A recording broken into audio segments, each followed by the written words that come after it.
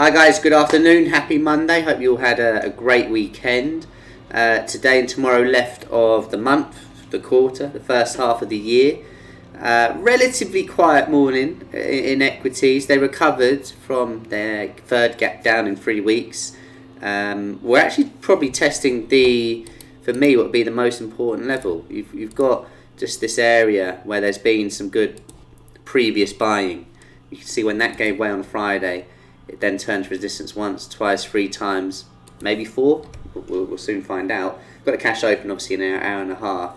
Above the high or the pivot, then just be looking for a couple of these areas as points to take profit, I would say. So that first one coming in around 30.35, then 49.56.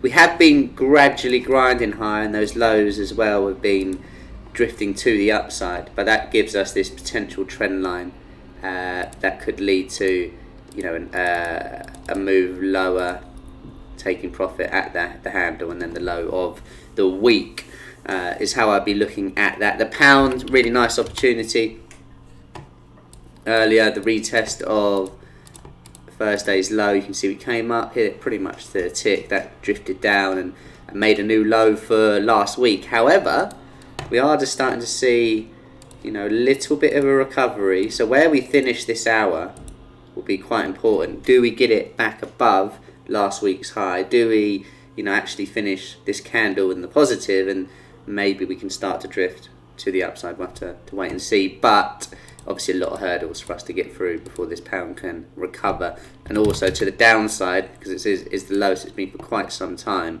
just be aware you have some key levels just below the handle, that 123 handle as well. The euro, let's wait for that to load up, has been resilient yet again.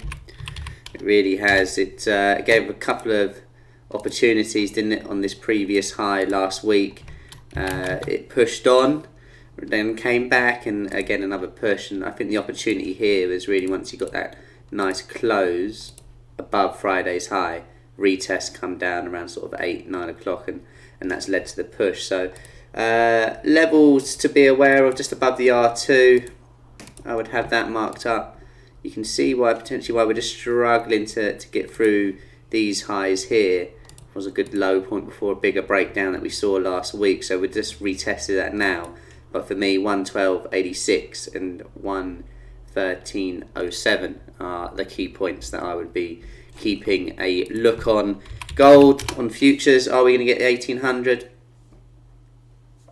It feels like this week could be the one. But that said, we've had recently a test of what is a very key level. We held above it on Friday.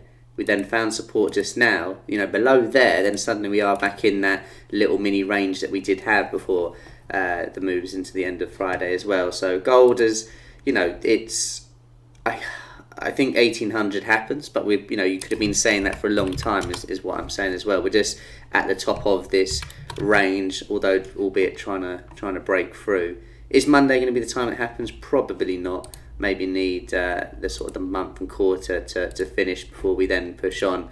Worth seeing if we can get some sort of trend line on there. You can see that's relatively well respected. So a break of that could be one to keep an eye on as well for gold. But back below 1779, I'd just be less certain that move is going to happen, and it may well need to come back down to test these lows before it does. So yeah, very key line in the sand for gold.